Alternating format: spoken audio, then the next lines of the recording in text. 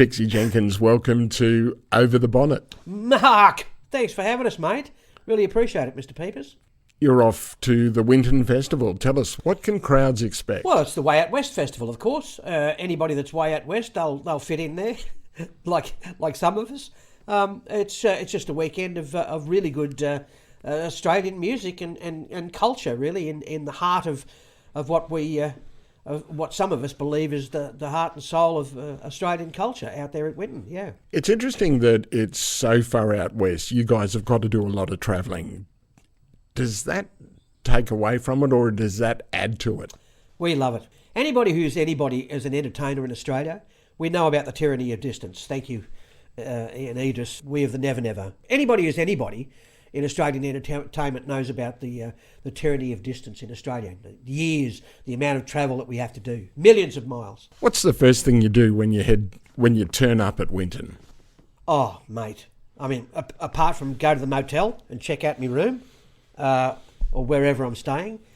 Apart from that, probably grab a cup of tea downtown somewhere.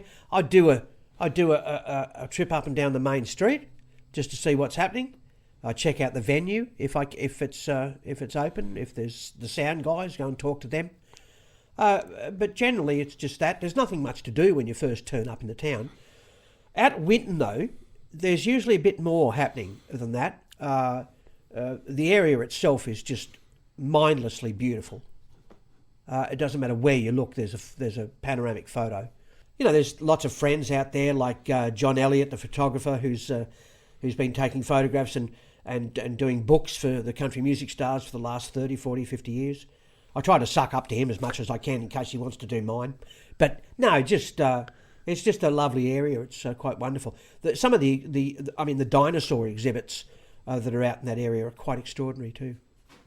You talked about the motel room. Is that one of the things that is a downside? Different bed, different area, different motel, and constant moving around for what you need to do? The worst thing, right, is that you go to a motel and they'll go into instructional mode.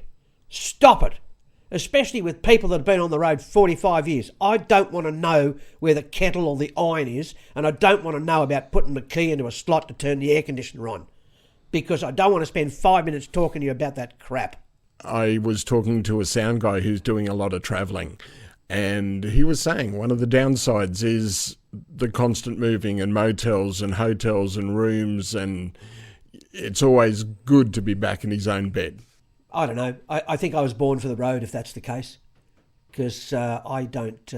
Born for the Road. It's a good name for an album. Born for the Road. No, it's to me, it doesn't worry me at all. I love it. I love travelling. I love getting out there. I love even camping under the stars sometimes. You know, just on the side of the road if I get, too tired. But yeah, no, I just love it.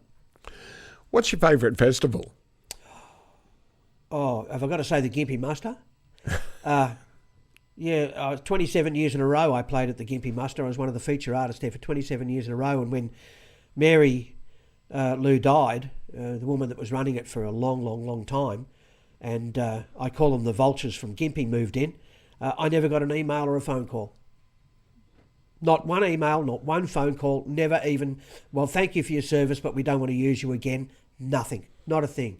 It was actually quite... It was like losing an old friend, really.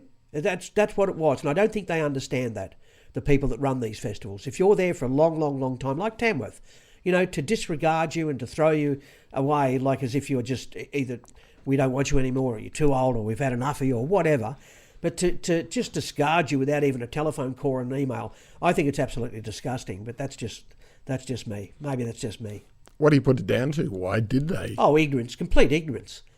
I mean, when Mary Lou passed away, she was running it, as I said, for many, many, many years. We loved her. We all loved her. She was a rock. You didn't want to cross her, but she was lovely. But when she passed away, the festival completely changed. It lost character, quite frankly. It became a different festival. Big call. It was a big call to fill her shoes.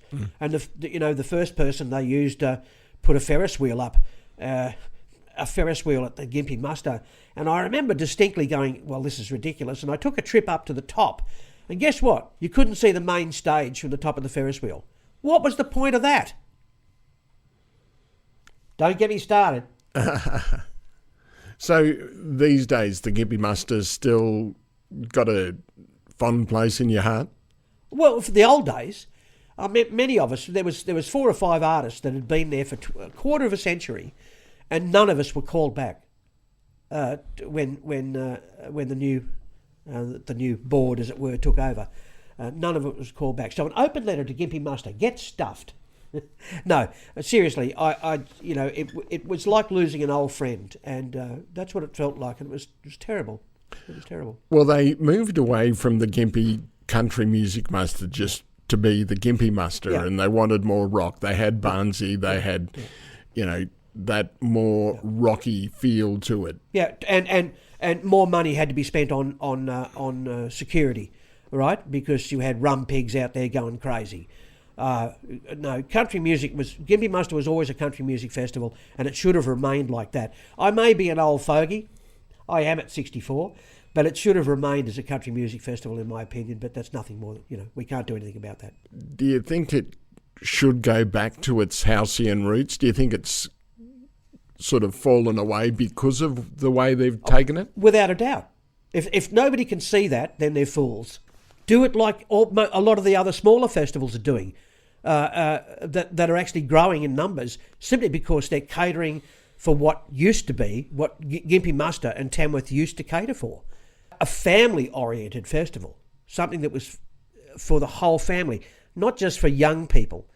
It was for everybody. And that's something they need to learn again, because even Winton, for instance, I'm going up next weekend, as we talked about it, it's sort of like a back to basics. They're going back to the old stuff, and that's what'll pull them in, I think people are getting... I think there's a yearning, even from young people, to learn about what Australia is and what Australia was, what Australia still is, what Australia can be. I think there's still a yearning for that, even with young people. And I think that's what they're missing out on. And I think when some festivals cater for that, they win in a big way. There's an ownership of the festival. Is there a need to bring a new audience, a younger audience? Because a lot of the audiences at these festivals are elderly. They'll always be elderly. It's grey nomads that mostly, that a lot of these festivals cater for in the first place. Some of them bring their kids, fine. But in the end, the kids are catered for with rock and roll festivals left, right and centre. Why do you need to cater for young people? The only reason is that these festivals turn to young people is they think they can make more money. And they don't. It falls away. Somebody should learn from that. Tamworth. They don't. They don't care. Why not? Well, they don't care. They hold their hand out for the money and then completely ignore it. They don't care as long as they get paid. No. What, the artists, the council? Oh, the whole lot. Even the CMAA, the Country Music Association of Australia, is just is run by publishing and record company interests. And it will always be the case. I'm not saying that's wrong or right. I'm just saying that's the case. That's what it is. It's they try to build the market from a core group that's always been the same core group for 20 years. I mean, what artists have been at the top in Australian country music for the last 20, 30 years? The same group. Am I wrong? Am I wrong? Has Tamworth lost its soul? I think a lot of the big festivals have lost their soul. Absolutely they have. Because they always try to cater for a younger audience. Now, the younger audience, the catering for... That's a synonym for we want to make more money. But in the end, they don't, because the older audience falls off. The audience that's always been with them falls off because they're not catering for them anymore. And that's the biggest problem with a lot of these festivals. It's a tough balance. I don't think it's very tough at all. I think they're just... What you've got is a whole range of people who... Let me give you a parallel here with my career. I did the clubs in rural areas in Australia, mostly outback New South Wales, top of Victoria, bottom of Queensland. And I did that for 40 years with all the major clubs around everywhere. And I was pulling a good audience in those clubs as a solo artist on the weekends, as it were. What I found was that after about 20 to 25 years, the older managers were passing on and younger managers were moving in straight with an MBA from a university in one of the capital cities, trying to up their management skills by taking on a club and, making it live. We'll get the young people in, we'll do that. Every one of them, nearly every one of them failed. Nearly every one of them failed. Simply because they didn't understand what entertainment is for those people. They assumed that, I don't like using the word discotheque, but, they wanted to put on more modern music for young people to come to the clubs. But young people didn't go to the clubs. They went to the pubs more than likely. But all of that changed, and so my work started to dwindle in those areas. But 5 or 6 years later, all of a sudden I was getting, get that bloke back, that Pixie bloke, because he was pulling people in. So all of a sudden the work came back again. And that's how I know the evidence is there, because I mustn't have been the only one. So it's this idea that, that to cater for a younger audience is just a synonym for we want to make more money. And you don't make it by cutting the throats of the people that have helped you out for 30 or 40 years.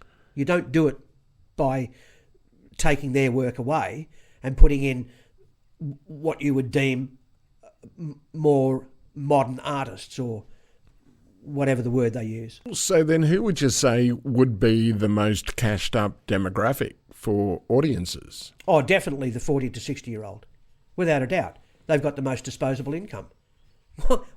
Why would you cater for a younger audience when you've got that demographic that's already working for you? It's bizarre. It's just bizarre. I fail to see, and I see it happening all over Australia at major festivals that have gone, let's cater for a younger audience, make more money, and they've failed and they've gone back again. So that, we start getting jobs again. It happened in Western Australia at the Boyup Brook. It happened in Tamworth. It's happening in Tamworth. We see, not so much Tamworth, because Tamworth's never cared. They've never cared about their country music festival, their country music capital image. They've never cared about it. They've never capitalised on it. They've even scrunched the festival down and put the highway through the middle of it now. So they really don't care at all. Gympie Muster, we saw it happen there. We've seen it happen everywhere. But those, what we're seeing is a whole lot of smaller festivals that have benefited dramatically out of these major festivals changing their role. Is it, though, more of the same, though, when you say these smaller fringe festivals are essentially using a core group of artists by bringing, say, a more rocky feel or changing the music genre that some of these festivals... It's always more rocky feel. It's never country music has never changed to folk, right? It's never ever changed that way. It's always been more rockier. That's the idea, and it's always failed. I can't see it happening. Because they've made other events for that sort of thing now. Like rocks. CMC rocks so and so. CMC rocks so and so. That's an event that was made to cater for the younger audience, as it were.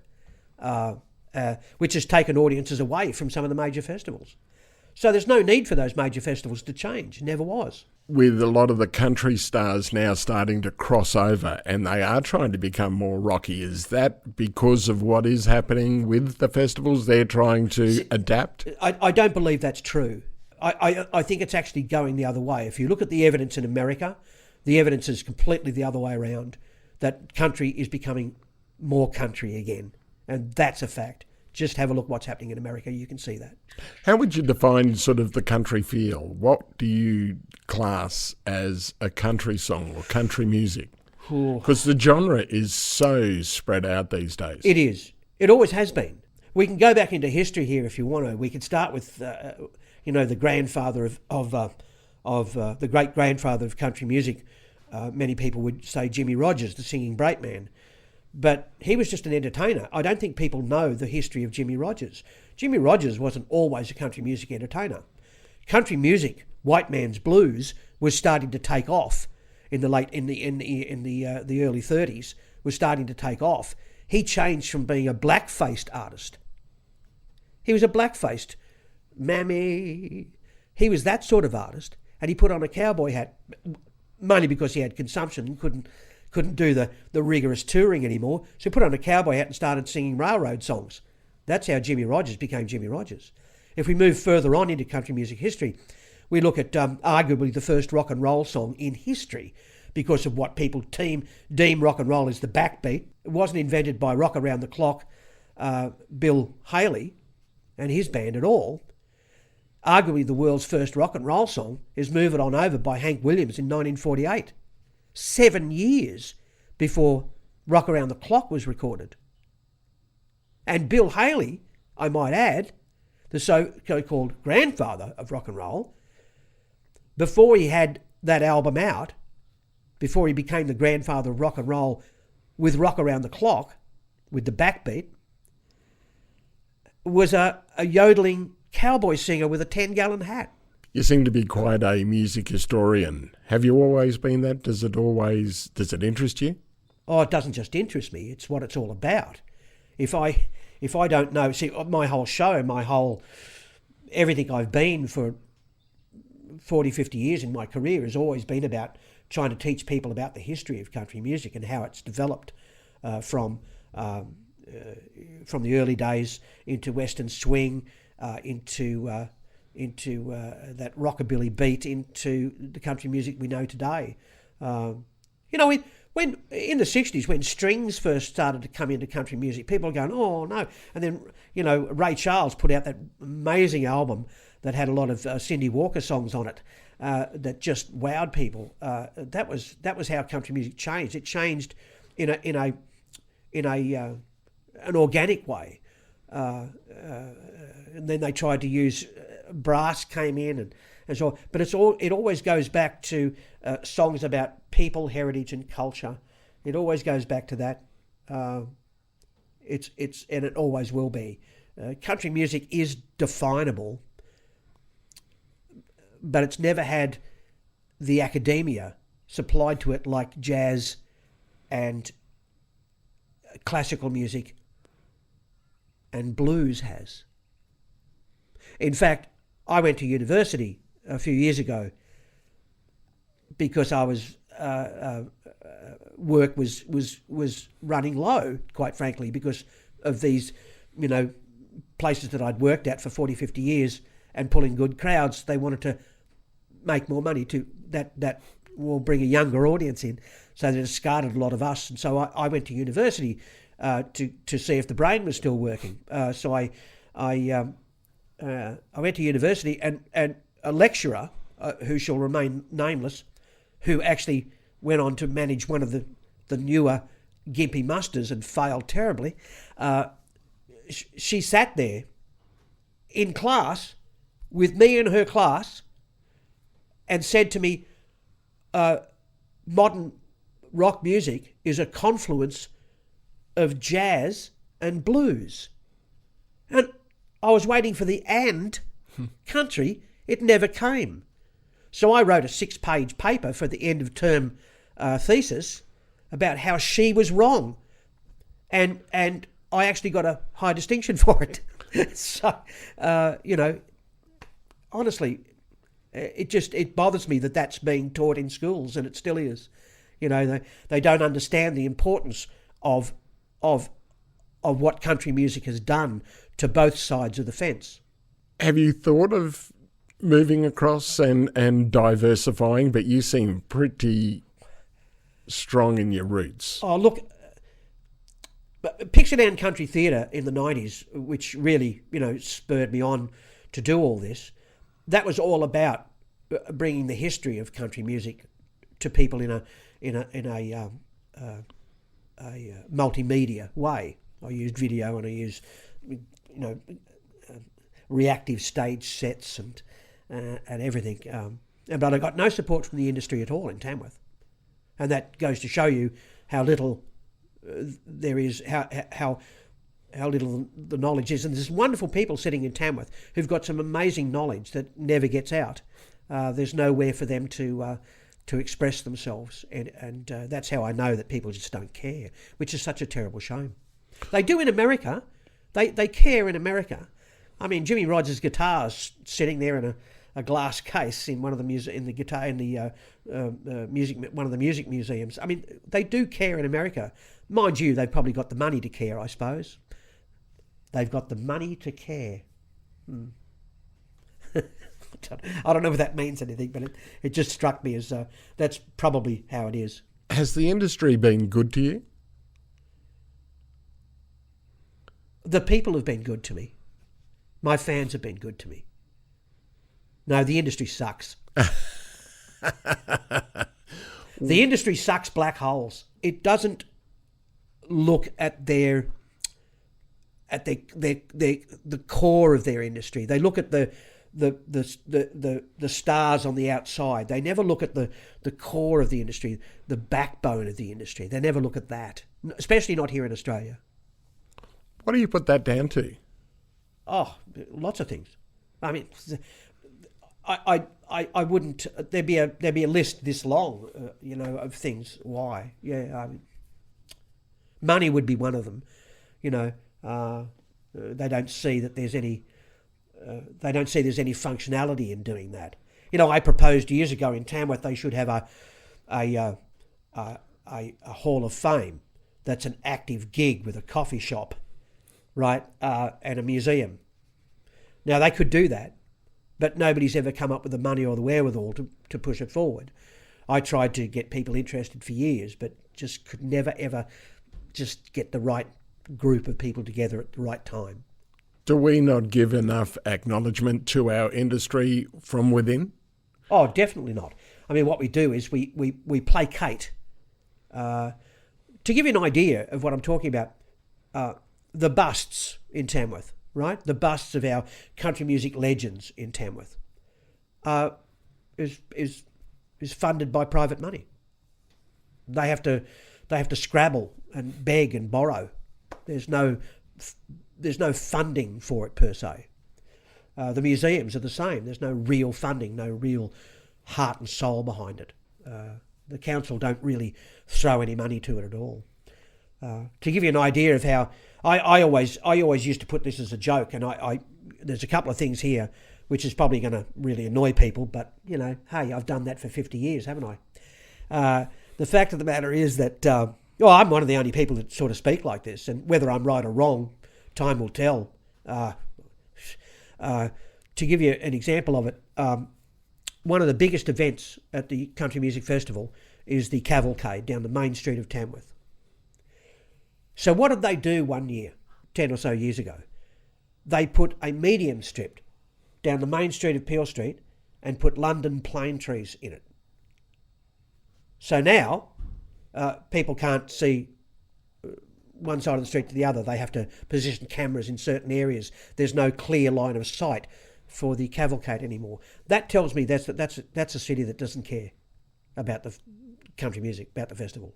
Well, the organising people changed and they went to became part of the council. So is it the council's fault? Well, partly. It's partly the Country Music Association. It's partly the people of Tamworth who used to take holidays and hire their houses out to people during the Tamworth Country Music Festival because they don't like country music. It benefited them in many, many ways, such as lowering their rates, doing lots of things. It brought money into the town. It did. What about Gympie? Does it bring enough money into Gympie? Because I don't know about. I honestly can't comment about Gympie in that way. And besides that, it's in the Ammermoor State Forest, so I don't really know whether it brings money into the town, but you can only assume so since all the motels are full. Oh, and prices rise, don't they? The motel prices rise during those times. And anybody who says they don't is lying through their teeth, because in Tamworth we know, in Gympie Muster, during the Gympie Muster, we know that's the case. In fact, there's several motels that have been built here in Gympie because of the Gympie Muster. Do they not make it peak season so that are they justified in putting their prices up? Anybody's justified with putting their prices up for whatever reason they want. But when it's gouging, that's when it gets a little bit rough for me. When it's absolute gouging, that's where it starts to hurt. I mean, I can give you lots of examples of this, but it's pointless. A $65 a night motel goes up to $120. That's gouging. That's gouging. It's nothing more than that. What started it all for you? Let's go back to the early days. Paul Jenkins. Yes, I think people who call me Paul these days, they've either known me for 40 to 50 years or I owe them money. One or the other. Look, the first time I was in a studio, I was about 16-year-old, and I was called out to Hadley Records in Tamworth. Eric and Hilary Scott. Eric Scott was one of the original founding fathers of the Tamworth Country Music Festival, as it were, and the country music capital idea in the early 70s. Well, that was in the late 60s, but the early 70s when it started up, 72, 73. Eric Scott from Hadley Records, I got a phone call from him one day to come out and play What a Friend We Have in Jesus behind one of Rick and Thel Carey's famous old gospel monologues. And that fact I'm very proud of. In fact, I've said that in my shows for 50-odd years. It went from there. I've literally played on thousands of country music recordings. It would be thousands. There's no two ways about that. Not hundreds, but thousands, literally.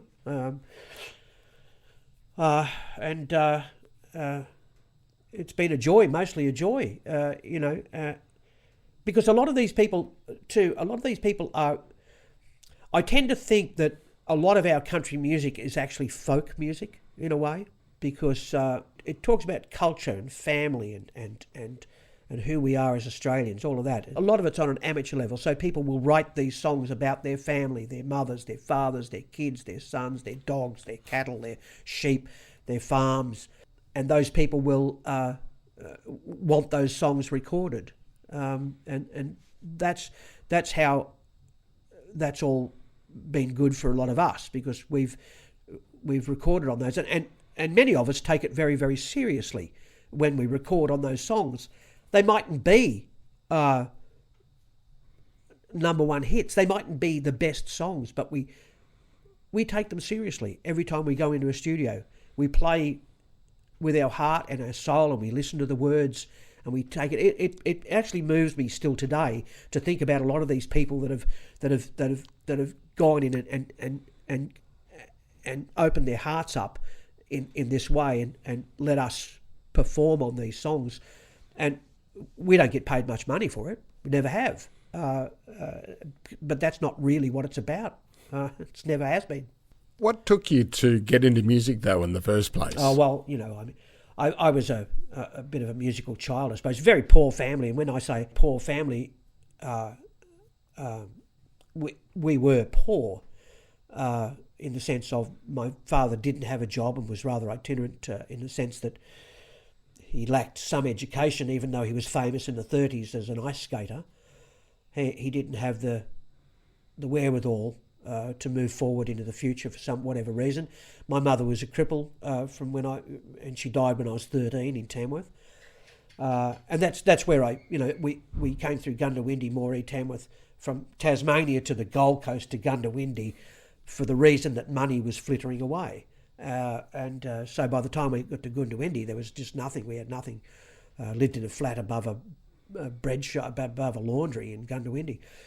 A lot of my early friends were Aboriginal kids because I was small and shy and didn't get along a lot with the taller cornstalk white kids. They were double my size usually.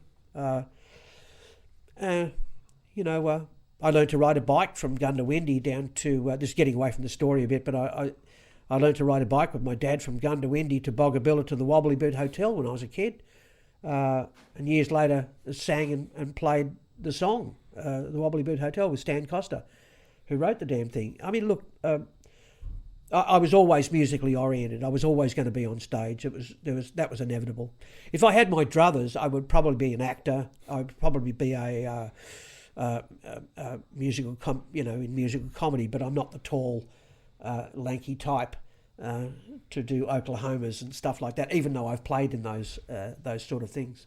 That and Fiddler on the Roof, I believe. Well, I did Fiddler on the Roof. I did Oklahoma. I did South Pacific when I was a kid. If I had my druthers, I'd probably be doing that. But as it is, the violin. My father bought me a violin for my 13th birthday, just after Mum died, desperately trying to keep me off the streets. It succeeded. I just loved this thing. When I opened the case up, I knew I was going to spend the rest of my life with it. It was one of those sort of spiritual things almost. Wow. It was rather like that. I still remember it, getting chills, looking at it, the instrument, knowing that, wow, what is this? I want to learn how to play this. Out in the bush. Yeah. And that's where the idea of making bird noises and stuff came from. Later on, when I worked with people like John Williamson, was the bird noises and stuff. It was just a thing to do as a rather strange young kid growing up in the bush. Because it's a strange instrument to be starting on. A lot say start on guitar. Well, it's one of those instruments, isn't it? Guitar's everywhere. It's ubiquitous with learning how to play songs. You know 3 chords. You know every song in the world, literally. Did you look at guitar? Oh, I play guitar. I play mandolin. I play, bass, drums, keyboards. I do all sorts of things in the studio. I produce songs for people now myself, for bugger all, because I feel as though that's the right thing to do, to give my talent back to the people that help me bring it forward. I've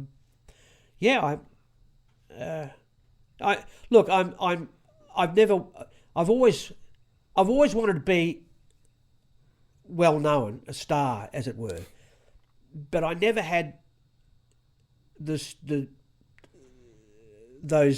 things. I wasn't handsome, tall. I didn't. I had a good voice, but it was high, girly sort of a voice. I played the fiddle. I didn't play, but I made up my mind when I left Buddy Williams in 1979, touring with him for 9 months, going around the Aboriginal missions through their first year of self-determination, and seeing what the white people had done to them. That was really what cemented my love of my First Nation people. And I left Buddy Williams and I bypassed Tamworth on the way back and went straight to Sydney to make my fame and fortune. I'm still waiting on the money. But I went to Sydney to make my fame and fortune, and luckily, through sheer luck, and luck is, we know what luck's all about, being prepared when the opportunity comes along. Well, I was prepared and the opportunity came along. So I got into one of the biggest club shows in Australia's history, Lester Coombs' Are You Ready for the Country? That was extraordinary. 2 years. Literally hundreds of thousands of people saw me. I was the first thing they saw in the show because I was pushed out the front like a little boy playing Red River Valley to Lester's monologue, and then the curtains opened to this huge production show. So I was the first thing that people saw for 2 years back in the early 80s. Then I went on to play with Digger Revell. Then I got the phone call to play with Buller McCank and then John Williamson. And then I left John and realised that I had an audience. I had my own audience, and so that's where Pixieland Country Theatre came in. And I built that up over 5 years. That's the Hands of Fame. I'm the only instrumentalist in the Wax Museum in Tamworth. I'm very, very proud of that fact. I got my own golden, I was with the Hired Hands back in 84. We got, that was my first golden guitar with the band. I won 2 of my own back-to-back in the early 90s. But I've been a part of gold guitar wins for 30 or 40 years. I've played with Keith Urban and people like that. I did 3 albums of Jimmy Barnes. It hasn't just been country music. It's been, it's been a lot of things. So, what was he like to work with? Oh, fabulous, because he had a lot of money.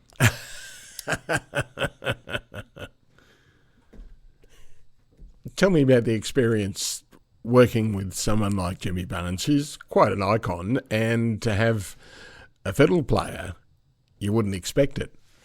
It was during his phase when he was looking to do everybody was doing the unplugged thing. Well, the unplugged thing was great for country music musicians. Why? Because we were the only ones that could play unplugged. We were the only musicians that could actually get up there and really pull it out while, playing unplugged. With the fiddle, just to give an example, the fiddle's a rather unique instrument because you can do things like a really aggressive harmonic playing that's, You can make it sound really aggressive if you want to, and so during that time when Jimmy was looking at doing those things, I played on the album before Flesh and Wood, and then Flesh and Wood, which was the big sort of acoustic album. I got to play with some of the greatest rock musicians in Australia's history during that time. It was wonderful. So my name's been around, so that's good. That's good.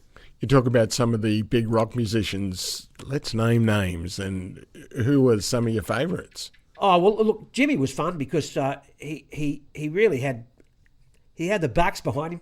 He had an amazing studio under his house down the south coast at the time, and Jimmy absolutely loves his country music, and a lot of people don't know this, but Jimmy Barnes loves his country music, loves Hank Williams. So he loved playing Hank Williams late at night after sessions and stuff, and it was just a lot of fun, And it's really nice staying at what in essence is a 5-star motel room with a chef on call 24 hours. That's really cool. And he'd do things like we did some cool things like put the fiddle through twin Leslies either side of a studio, razz it up a bit. It was a lot of fun. Over the years, I've with various bands and artists and groups that I've played with, I've performed with Joe Cocker. I believe you also played with Cher. Cher, we did. When I was with Digger Revell, we supported Cher in her big Las Vegas show she brought over to Australia in the 80s. That was amazing. 30-piece orchestra and everything was extraordinary. A lot of people didn't know this, but it was quite extraordinary. Cher was on stage.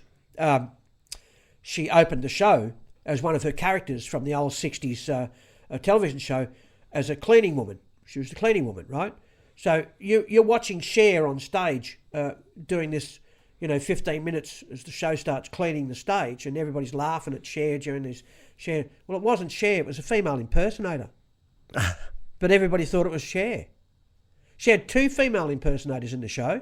One did her, and the other guy, Kenny Sasha, did Dionne Warwick and Bette Midler so well that it was just exactly like the real people. And that enabled Cher to do these amazing split-section costume changes, which wowed the audience, going, how the hell did she do that? Well, she didn't. She was already fitted out the back, and she'd come up on a big dais, and it was the other guy who slipped into a stairwell on stage, disappeared, and you thought, how did that happen? And Cher disappeared and then it reappeared. Well, it wasn't. It was one of the female impersonators. Then one of the highlights of my career is that Bob Dylan walked out of backstage when I supported Bob Dylan in Tamworth, and I was the only artist. Still to this day, I have no idea how this happened or how it eventuated. But there are some people in the industry who really love what I do, and I don't know who you are. I know some of you, others I don't, but big hug. But I don't know. But he got rid of the other support acts he had on the tour, and I was the only support act in Tamworth. So it was just amazing. And I walked in, and I've got no pictures of this. And a lot of this stuff was done before social media, which is really unfortunate for me. But Bob Dylan walked out of the dressing room in a white cowboy outfit, head to toe leather hat, white, all white thing, jeans, the whole thing. Walked up to me, and he's gone, "You must be Pixie." And I've got that in my head. Bob Dylan knew my name. Pixie, how did that name come about in the first place? Oh, gosh. I dread being asked this because it's not a nice story. Lester Coombs was a tyrant back in 1982. An absolute tyrant. I learnt so much from Lester. Yeah, I absolutely adore Lester. But there's 90% of people who work with Lester hate him, and there's the other 10% who knew exactly how good he was. And I'm one of that 10%. He was an absolute tyrant. He had a load of techniques that he used to put his tyranny on people with. You can't argue with a man that walks out and blasts you for doing something wrong in the last show, but all he's got on is a pair of underpants and a wet patch at the front. You can't argue with a man that does that. I think that was a technique of his. Anyway, but he used to come out and blast people. He'd pick on them, right? But for some reason he saw talent in me, and he used me in a certain way that just... And I learned a lot from Lester. But one of the dancing girls one night, it was a huge big show. You've got to understand, Lester's show it had backstage projection before any of that was used back in 81, 82. Like, he knew what was happening. He really did. Flash pots, backstage projection, raised daises and stuff, and dancers and just costumes galore that were always changed. It was a huge Las Vegas style show in Australia. Nobody... anyway, one of the dancing girls one night, I've just finished a rip-roaring thing, and we've raced off stage to change into something else with LED lights on the hat and things and stuff. And it was changing, and all of a sudden I heard this crunch, and I knew exactly what it was. It was my fiddle had been stood on. Oh. Somebody had stood on my fiddle. I just knew it. And I didn't have a backup one. And it was one of the dancing girls. And I just roared at her when she came off stage. I was so pissed off. And I roared at her. I said, you... And she was... You've got to understand... She was 6 foot. And I was tiny, little thing. She was... And she just erupted at me and pushed me and basically said, piss off, you little pixie. And the rest of the band absolutely just rolled with laughter over it. And that's where the name stuck. And it just went from show to show. Musos with, oh, you're getting Pixie. Oh, shit. And that's just how it went on. And that's how I got the name. Unfortunately, the dancing girl, and why I say it's a tragic story, horrible story, is the dancing girl, she died in a cocaine heist in Los Angeles in the late 80s. She got killed in a shootout in Los Angeles. Yeah, bit of a tragic story, but... Is it something that you identify now with, being Pixie? Yeah. I mean, the whole thing's been revolved around that. I've got my logo that the Pixie logo. I've signed records with Pixie, the Pixie logo. The Pixie logo's been one of the best things that ever happened to me. Thanks.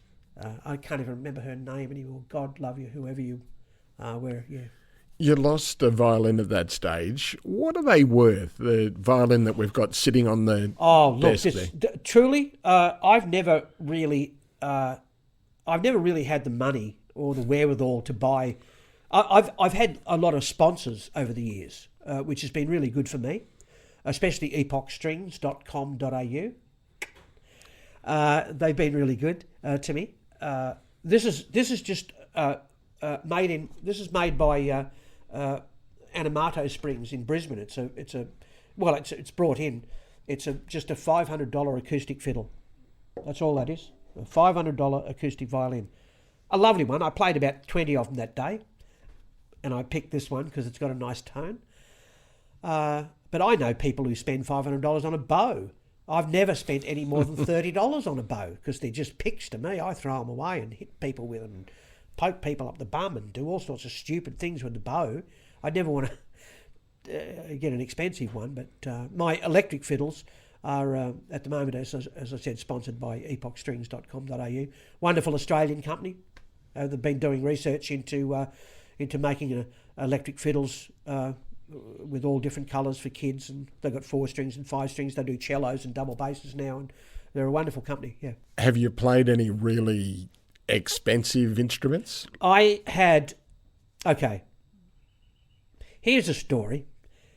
When I was 14, 15-year-old, this is where I was going to allude to this at some stage. I'm glad you asked the question, because my violin teacher, my one and only violin teacher, was a guy called Slava Tyrov.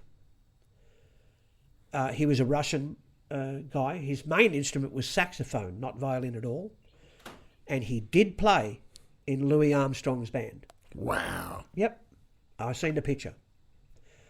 He was an old man. He died choking on a fishbone in the Tamworth Cafe, which was it was horrendous for me.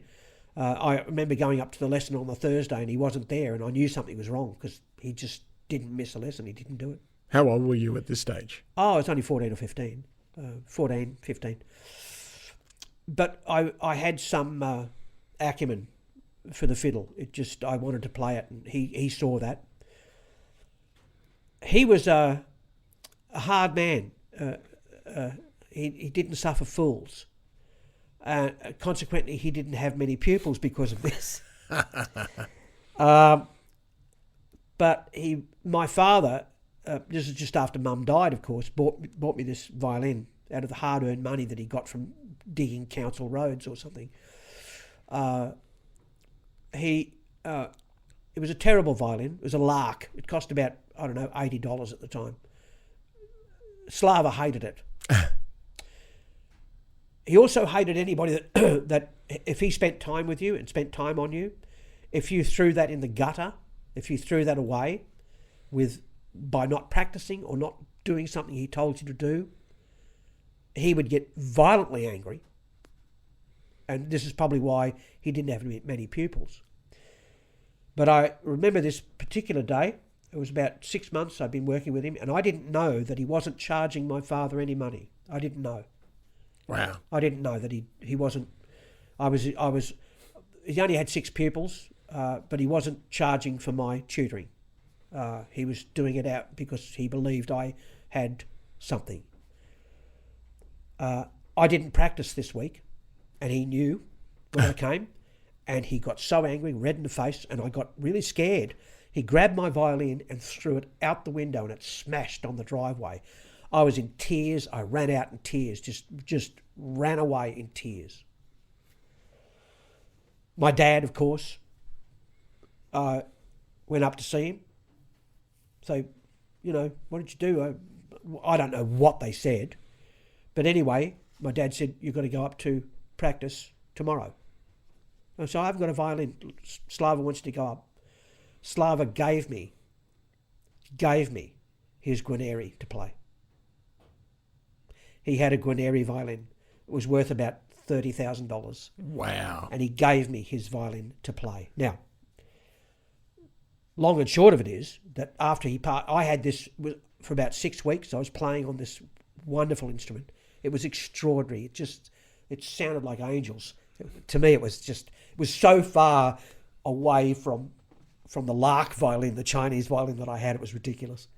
It just sang like angels. And he died 6 weeks later. His daughter came up from Sydney and repossessed it, and I never saw it again. Never saw anything again. That was it. But my second violin was, as fate would have it, fell into my hands about 3 weeks later. It was sold to me by this guy in the street in Tamworth, and it was green coloured with abalone inlay all over it. It was a gypsy fiddle. And he sold it to me for the princely sum of $50. And I thought, what was that? It turned out to be stolen. It turned out to be stolen from Buddy Weston, I believe. And Buddy Weston came up to me a year or so later at the Tamworth Festival and said, that's my violin. Oops. But he said, you play it better than I could. Keep it. That was that. Did he know you bought it? Yeah, for $50. He said, I paid about $200 for it, he said. Whatever, I don't know. But it just looked lovely because it had... Anyway, it cracked up in the heat of the Northern Territory about 2 years later when I was up there doing something or other. It just fell apart one day because they're only made with water-based glues. People don't realise how amazingly fragile they actually are, even though they're really, really strong in a tensile way. It's everything that's holding it together in a... But if anything fails, it completely fails. How much do you look after them? Where do they sit on the totem pole of what you like to do when you're looking? I'm just so terrible, so bad. I'm so bad. Honestly, I don't think I deserve an instrument, really. I just treat them something terribly now. Is that just a little bit of complacency that you've played them for so long? This is where it gets hard for me when people ask me these sort of questions, because I go, well, like I've always classed myself as an entertainer. I've never seen myself as a violin player or a fiddle player, even though I've obviously been one of the best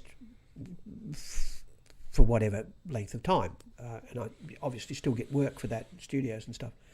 But I see myself more as an entertainer. It's something that's really interesting. It's part of this historic build-up of how country music and stories evolve out of it. When I was working the ships, the boats, the cruise ships, they needed to put you in a pigeonhole so they know what to call you, they know how to pay you, what level, blah blah blah. So I was put in the comedy instrumentalist pigeonhole. Now, what that meant is, to me, comedy instrumentalist. So you're funny, you don't play the instrument very well, but you're funny, and that's what gets you through it. Well, I thought, well, surely there's a way where I can play the instrument really well, but be funny as well. And luckily, through this idiot thing in here, I turned into something rather unique. I turned into something unique in Australian country music, which has probably been a detriment to me as far as country music is concerned, but not as far as the people are concerned, which is why I said to you before about, the industry doesn't care about me that much, but it's the people that, my fans, are the ones that have... Is it they don't know how to take you? Oh, definitely. That's, it's probably got, also the fact that I've been openly gay all this time, there's that as well. There's that thing. There's that as well. That's been a part of who I am as well. Has that been to your detriment? Oh, absolutely it has. Absolutely it has. Out west when you were a young boy? No. That's why I love my fans, because there's a respect there. Even though they'll put shit on me, I give it back to them on stage, and there's a respect there that's built up over the years because of that. Hey, he's a poof, right? Jeez, he's funny. There's a respect that's been built up over that, and that's wonderful. And I don't think it could occur anywhere else in the world other than Australia, where you can be like when Becky Cole came out as a lesbian, so to speak. I'd been outing her and many others for years in my shows. I used to have a joke in my show. In fact, at the Gympie Muster 20 years ago, I used to say, Becky Cole's a lesbian, and the sides of the tent would be blown out but the sides of the tent would be sucked in by people going, really? But as the years went on, I used to say that on stage, and the sides of the tent to be blown outwards with people going, we know. And that's really what it's all about. I think in country music, it's essential, especially here in Australia, to be yourself. And I try to tell young artists this all the time in master classes or wherever I can, that it's important to be yourself. If you're anybody else, an audience will see right through it really bloody quickly, because they're more intelligent than you are at that point, because they're looking at you. Also, the command thing. You know, if you come out confident, the audience are relaxed, right? But if you come out, they'll tear strips off you. So what I do now is I walk out while the bloke's introducing me, going, "You finished yet? Hurry up. I'm not here all." I come out just taking everybody apart for 5 minutes before I even start.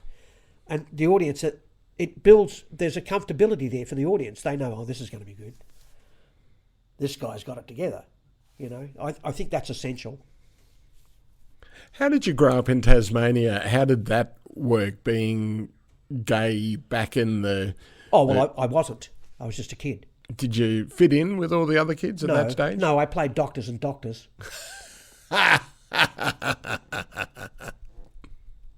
No, I didn't play doctors and nurses, as it were. No, it was I was always going to be different. That was for sure. There was all, you know, that's innate. You don't become homosexual. You don't suddenly, you know, wean yourself off vagina and go to cock. It doesn't work like that. No, it's. When did you know?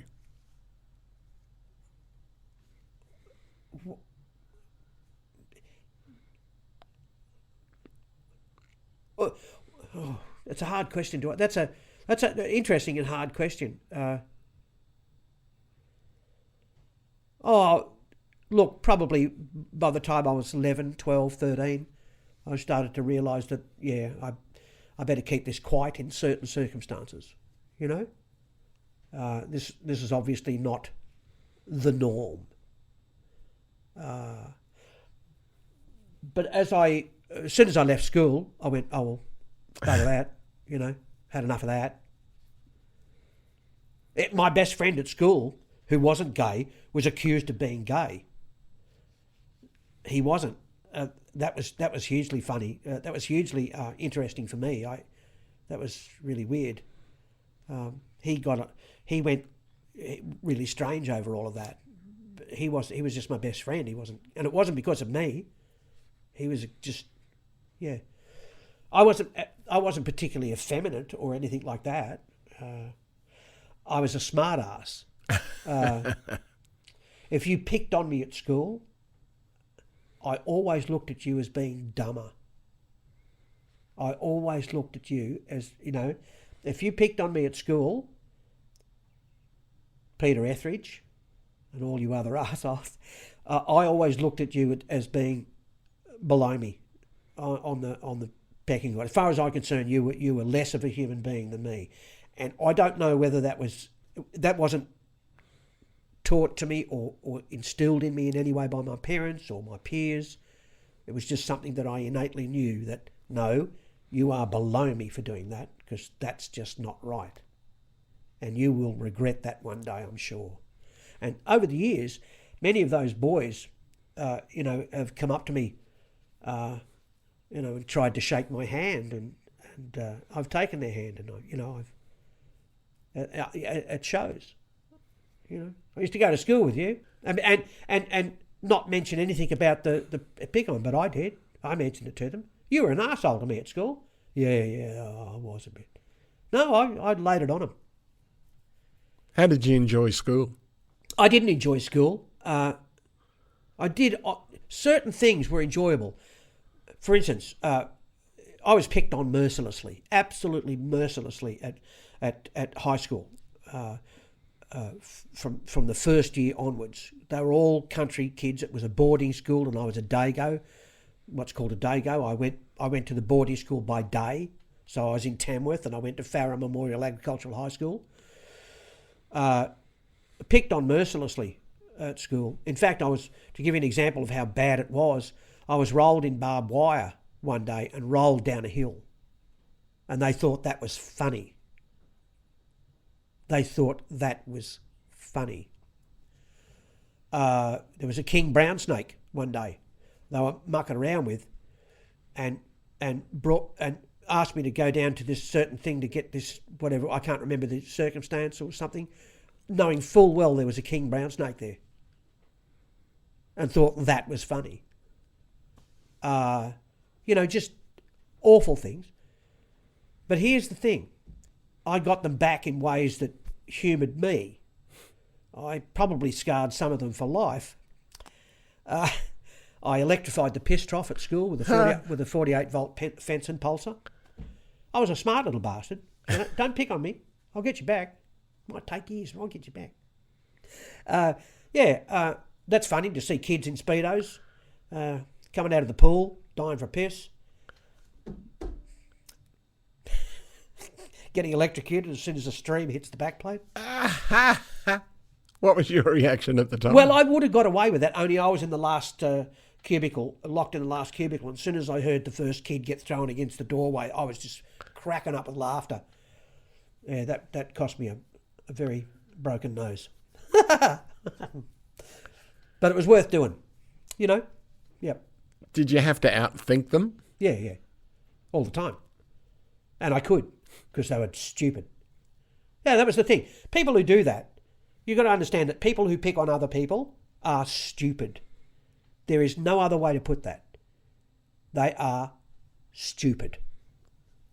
There's no reason to pick on somebody. There's no reason to do that. Is that their own insecurities? Oh, absolutely. It's got everything to do with a whole range of things. It's not insecurities in a way. It's superiority too. They think they're superior to you when they're actually not. They're just thugs and stupid. But I got around that as the years went on, and I'm really, really good at judging that character too. Over the years, as being an entertainer, you really get good at judging that type of character, and I'm really good at pushing that to the limit at my shows. I'll see someone that I know is a bully, and I'll pick on him. I will pick on him mercilessly at the show until he's almost weeping, and I do that purposely because of that. Because you can. Because I can, and it's just the way it's their fault for doing it to me in the first place that made that. As soon as I left school and 10 years in the entertainment industry, I started to realise that there's certain inalienable things that make you powerful when you've got a microphone in your hand. To give an example, another example of this, when I left Buddy Williams and went down to Sydney in 1981, the caterpillar became a butterfly. Very gay aphorism. But literally that's what happened to me. I really came out of my shell during that time. Thank you, Buddy Williams, you gorgeous thing. He took me under his wing. He was just a delightful man. When I got to Sydney, I couldn't get any work. I wasn't getting any, I wanted to get work. And what do you do? Fiddle. We don't need fiddle play. We don't, what do you, what? If Buddy Holly had played a fiddle, I'd be a millionaire. But unfortunately, that wasn't the case. But so I had to find ways of getting work. So I said to this one particular agent one day, I said, in frustration, I said, look, you've got to have venues, right, that your artists won't do because for whatever reason, right? Now, this particular agent, who will remain unnamed because he's quite powerful in the industry today, he said, oh, all right, here's one. The Railway Hotel at Liverpool. Rough. Rough is not the word. Now, I've got to tell you that the guys that go to these pubs and these venues, I've befriended many of them over the years, and they're lovely, lovely people and have no reason to pick on people. There's the thing, right? There's no reason to be afraid of them because they're not going to pick on you. There's no reason. They've got no reason to pick on a little thing like me. No reason at all. And as soon as I realised that, wow, the world was open to me as an entertainer. As soon as I realised that one thing. There's no reason for a great big 6'4" bikie to pick on me. No reason at all. In fact, I can grab his leg and start rooting it, and his other mates will piss themselves laughing. It's just, there's no reason, and I've done that, there's no reason why, So I went to this Liverpool hotel one day, and it was a Sunday afternoon gig. And let me tell you the audience. Let me explain the audience at the Liverpool Hotel at Railway Hotel at Liverpool in 1981. I walk in, I'm a fiddle player, I've got my little backing tapes that I've done, and the violin, and a microphone. I've walked in. There's 4 corners in this bar, right? So over here, you got truckies, big. Okay. Over here, you've got bikies, New Zealanders and bikies. Over here, you've got Aboriginals, right? And over here, you've got another crowd of thugs of some kind, the outer Sydney western suburbs thugs, right? And a lot of these venues ended up giving me work over the years because of the fact that when I was there, they never had a problem because they were all too busy laughing. That's when I realised the power that you have as an entertainer and the importance of it as well. The importance of being an entertainer. You have a duty as an entertainer. That's how I've really taken that to heart. To teach an audience, to take them through certain things that they need to be taught. And I took that on really powerfully, really strongly. I took that on because I believe that that's absolute genuine thing you have to do as an entertainer is the power that you have, and you've got to be careful with it. But at places like the Liverpool Hotel, the Railway Hotel at Liverpool, is the fact that, I realised that my job is to be a cooler, if you will. Not a bouncer, but a cooler. I've got to cool this situation down. How do you do that? Well, I'll just be the idiot. I'll just be the idiot. I used to do, I do the sound check. Test 1, 2, test 1, 2, test 1, 2. And they're all going, oh, fucking test 1, 2, test, yeah, fucking. And so I chucked the microphone to a big Kiwi guy. He said, yeah, you fucking do it then. Right? And then you get the microphone and, Paul, God, and all his mates would start pissing themselves around. I said, fine, you were doing the sound check. I don't have to worry. Those sort of things, letting yourself be moulded by the audience too it's a really important thing.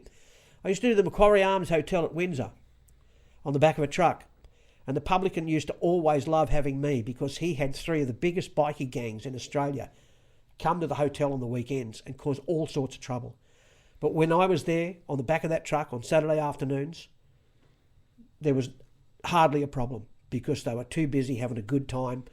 I'd be picking on them and they'd just be pissed themselves. The little bloke, he just said that to you? Do you what he just said to you? Yeah.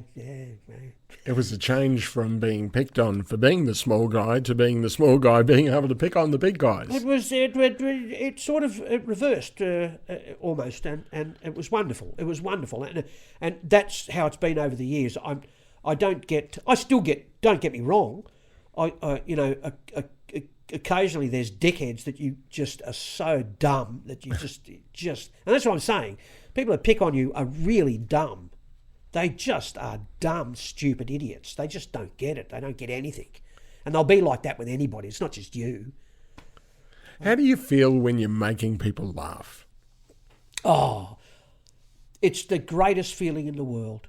Honestly, I know why comedians are so... I know why real comedians, I say the real comedians. Wouldn't you call yourself a comedian? No, I'm not a stand-up comedian. I'm just funny. I'm not a comedian. Is that tough? To be funny? Is there pressure to be funny? There's no pressure to be funny. I'm just naturally funny. I'm just an idiot on stage. I love doing stupid bloody things and that make people laugh. I just love that. It's like a family. It's like, to me, it just become a family. They just become, my family for that 2 hours, 3 hours, whatever it is. I just love them. I really love them. And I think that comes across in my performances, the fact that I actually love them. And, it doesn't matter.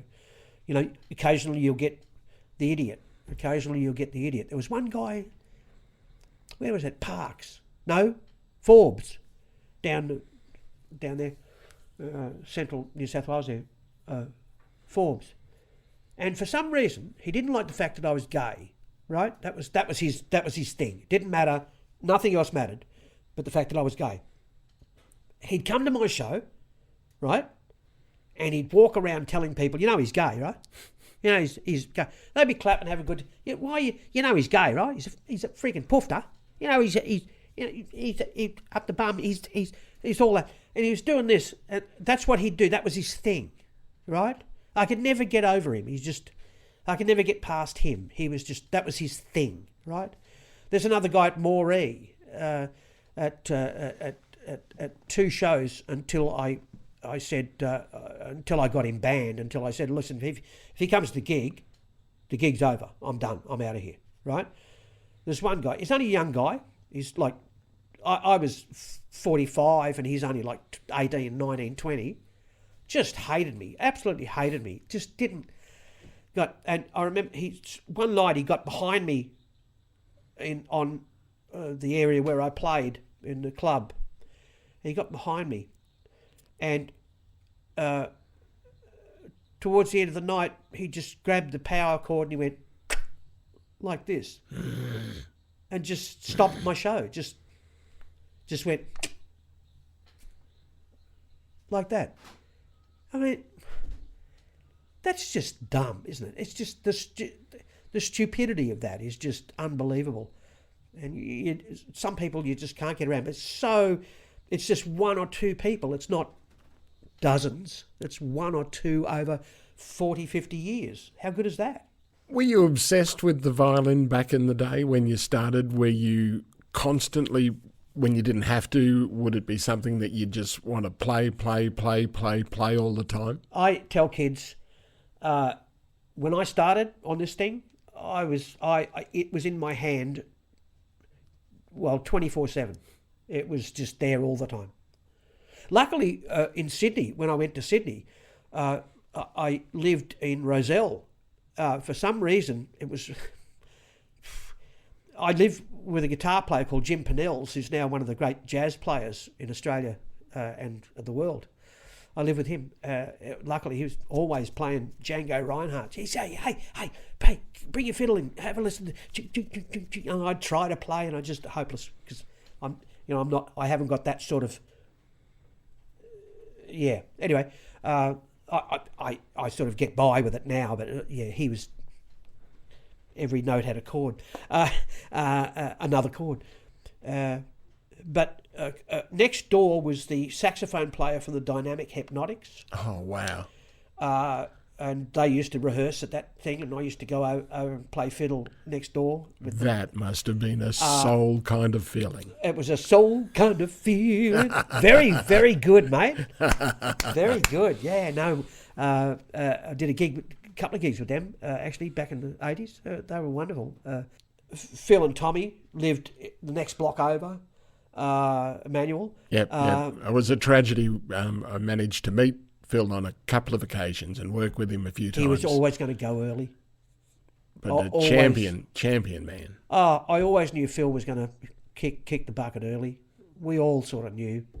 He just used to charge. He charged through life, that man. Yeah. God, love him. Anyway, we had a bluegrass band together after Gold Rush back in those days. Yeah. But Tommy and Phil and we're doing the Three Weeds, the Rose, Shamrock and Thistle at Rozelle there one day, playing with Rosewood Country Bluegrass I was telling you about earlier, Mark and Marnie Burgess, and AC/DC walked in. Wow. Yeah. Wow. We gave, this is a story, we gave our autographs to Kiss. We gave our autographs to Kiss in 1982. They came out to Australia to do their first big tour, and there were 10,000 screaming kids outside the Sydney Town Hall. Right, we were inside doing a gig for some sort of fair or something. doing a bluegrass set. No, it was Salt Creek Bluegrass Band. I'm sorry, it wasn't Mark and Marnie. It was Salt Creek Bluegrass Band with anyway. But we were playing there, and we knew that Kiss were coming to be on the balcony. And if you know the Sydney Town Hall, we were playing inside on the stage with all the fair and stuff going on here, and we were playing up on the stage bluegrass stuff. Good bluegrass band. Jenny Shimon on the banjo. Anyway, and there was these two walkways that go out to balconies on either side of the Town Hall in Sydney. And we heard that Kiss was going to come along, so I said, "Oh, quick, put your autograph this as a Kiss, to Kiss, we love you, Salt Creek Bluegrass Band." We signed it all, right? And I got up on top of the speaker stacks. As they opened the door, Kiss came out in their big regalia and everything, and said, hey, and I handed him the piece of paper, right? And he's gone, "I haven't got a pen." He says, no, it's our autograph. And he's took it, and they've all laughed, and they've walked out to the 10,000 screaming kids. So that's that story. But probably doesn't, that wouldn't have meant a thing to them, but it was funny for us at the time. It was a great Norman Gunston moment when he'd say, like, "Would you like an autograph?" Yeah, would you like an autograph? Who would you like me to make it out to? Yeah, that's exactly right. It was one of those moments, yeah. It's been a career of moments. Is there one that sticks out to you that really you will... So many. No. I've been asked that before. There are so many, honestly. You know, I'll tell you, there's many instances, that stick out. Not necessarily me either. It's just the situation at the time. Things like... Well, back in the old days when the Golden Guitars was a movable feast, they didn't have the venue in Tamworth they've got now, the Tamworth Regional Entertainment Centre, the Trek as it's become affectionately called. That was a movable feast. They had in a big tent once, which was a huge mistake because a big storm came through. And the central pole that holds up the circus tent? It's a lump of wood that's 30 feet high, right, like this. It came off the ground 2 or 3 metres and was jumping back down onto the ground with a big thump, and everybody was running. And I remember that. But these instances, right, it's not necessarily a thing. But one of the ones that do stick out when you ask, one of the ones that sticks out when you said that was the lack of understanding of our heroes. And I was talking about this before. Buddy Williams walked out on stage. It was at the Dressage Centre in a tin shed. And it was bound to be, because it rained again. And it was just it was raining so loud that they had to stop the performance a number of times because you just simply couldn't hear anything. Wow. And I remember Buddy Williams walking out when the rain had subsided. Buddy Williams had walked out and he started doing his, "There's a spot that's near and dear to me, back there's," wearing his big baritone voice. Beautiful, extraordinary. A couple of Americans were there, Minnie Pearl, I believe, and a couple of others were there. And Buddy Williams walked out on stage and started to do his yodeling and his things. And at the end of it, they automatically gave him a standing ovation. But they were the only 2 or 3 people that stood up. The only ones. They thought he was amazing. They thought he was obviously an Australian legend. Yep. It goes to show you how, Because you've won a couple of golden guitars. Yeah, I've actually got 2. The 2 I've got at home, out of the 5 that I can claim, the 2 at home that I've got, the 2 ones that I won back-to-back Instrumental Awards for in 93, 94. Kanga's one of my favourites. Well, Kanga and Kindee, very original instrumentals. They're actually real ones. And I say real ones, and there's a bit of a joke amongst the aficionados or the historians of the industry. A bit of a joke amongst us because we say real ones because they're ones that were actually founded in the Minson Scientific Factory by John Minson. They're actually made by John Minson So, yeah, they're real ones as far as we're concerned. Well, they're heavier too, they're real. Kindy and Kanga, could you give us a little bit of a Well, Kindy is just a... Kindy... It's a polka that I wrote. It's nothing special, but Kanga was written because I saw Earl Scruggs, the Scruggs style of banjo playing with his... He was, up until then, the Reno style was a two-finger banjo style, but Earl Scruggs used three fingers. He had these Scruggs tunable pegs, and he used to do back behind the bridge picking. And I thought, how could I translate that onto the fiddle? Well, it's already done. Violinists already do pizzicato, you know. They already do pizzicato. So could I stick that in a bluegrass song? And I did, because I come up with a story of watching kangaroos bounce across an outback fence.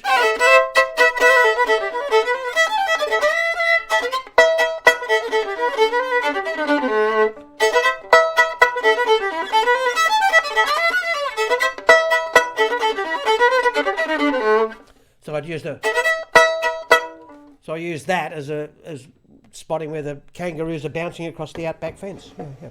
I've always loved the slow things with the fiddle though. That's always got me as the...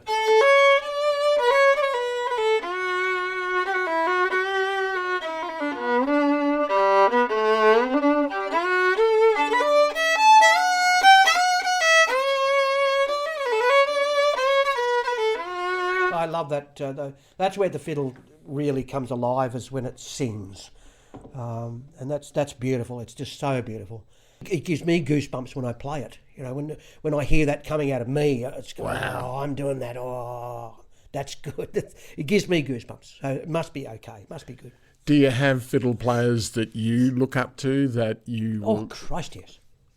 Who are some of the ones that... Oh, nearly everyone in Australia. Yeah, no, I as I said, I've never classed myself as a fiddle player. I've always been an entertainer. It's a funny thing. It's really weird. Even though I can keep up with the best, I don't mind saying, but I've used it as a tool, I'm sorry. I've used it as a tool to entertain. Yeah. Entertainer, when did that sort of start to evolve? Where were you in your career when you went, wow, I can... Oh, that's really easy. It's a great question. I don't know whether it was one particular gig, but I can give you a for instance with it. What happens when it's string breaks? What happens if the power goes out? What happens if something fails? What do you do? What do you do then? Well, you're going to have some shit to pull out. You're going to have to be funny in some way. What about artists that don't, though? I've seen that, and it's a horrible fail. To me, it's just, I feel so bad for them. I can do jokes about people being gay, even though they're not, and get away with it, and it gets back to them, and they still think it's funny. Yeah. Like, can you turn again? Can you turn again? Can you turn again? She's got one leg either side of the fence for years. All sorts of things. Just ask Becky Cole. I can do jokes about those sort of things. But what happens if things fail? What do you do? Have you got a dance routine? Do you do a dance routine? Do you tell jokes? What do? Do you keep them alive? And I've told young Angus Gill, I'm sort of proud to say that in a way I've had an effect on his perspicacity, if you will, because he's seen me perform over the years, and I've told him about, it's important to have things up your sleeve. If a microphone stuffs up or your guitar stuffs up or something doesn't work. Because Sarah Storer, in January, she wins 8 golden guitars. She's the talk of the town. She's the biggest star in country music history. She's the female equivalent of John Williamson. Everybody's going, ooh, wow, True Blue Sheila. Fantastic, she's gorgeous. In August, she comes to the Gympie Muster. Nick Irby, ladies and gentlemen, 8 golden guitars at the Tamworth Country Music Festival. You know his voice, that iconic voice of Nick Irby's. Wonderful voice. Love you, Nick. And he's now doing wedding celebrations. I'd hate to be married by Nick Irby. It would be... Anyway, so he's introducing her on stage. Will you please welcome to the stage 8 golden guitars, the talk of the town, Australia's country music, our brand new female star, Sarah Storr. And she comes out. The band started and the guitar's not working. She's going... And this goes on for 10 minutes. No. 10 minutes. Band's still playing. They're laughing. Audience is laughing. Nicely, but laughing. Come on. Uncomfortably. Uncomfortable. It's uncomfortable. It's uncomfortable. Everybody sees that it's uncomfortable. That would never happen to me. It just cannot happen to me. What would you do? Can't. Well, it can't. I've got so many things up my sleeve. It just wouldn't happen. Doesn't matter. There's so many things. I wrote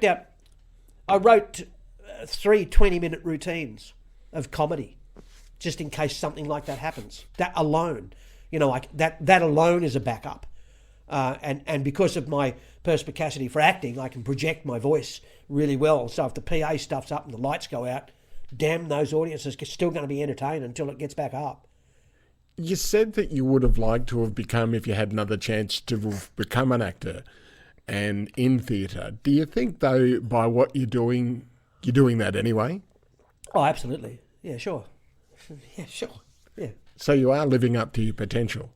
Oh, I'd love to have a meaty role in something, a real role, like in a film or just something, because I think I could do it really well, Have you thought about casting? I couldn't go through that. I just couldn't go through it, Mainly because of the fact that, if I sat in the casting room, there's 20 other guys trying to go for a role, I knew I would. I know I won't get it. I know I won't get it. You'd have to see me. I've had some extraordinary things happen because people have seen me work at a show. That's where it lies. Chad Morgan called me an idiot, right? That's a badge I wear with pride. For Chad Morgan to call you an idiot, come on. That's a badge. Chad and I are really good mates, and Chad called me an idiot. That's a badge of pride to me. That's huge. That's for Chad Morgan to call me an idiot, you're an idiot. You're a fucking idiot. It's one of those things that Chad Morgan really is another one that is original, so good at being himself. So good at being himself, and that's what it's really all about. People come off stage, I come off stage, I'm the same person. People don't. They go, John Williamson's not. What do you see there? John Williamson's not. Everybody knows. What happens? What's behind the persona? Well, on stage he's this iconic true blue guy that does these things like Merv, and off stage he's rather unassuming and shy in a way. Because it's interesting, a lot of those performers, it's the performance. It's all about the performance. You look at, say, Gary McDonald. We talked about Norman Gunston earlier. Completely different person off stage, yeah. Is that where they find their outlet as the performer? Oh, well, I dare say. I just love doing what I do. I just love doing what I do, whatever I'm doing. Does that make any sense?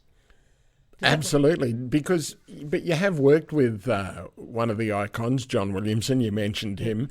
How was that experience? Well, it was extraordinary. It was my place in country music history at the time.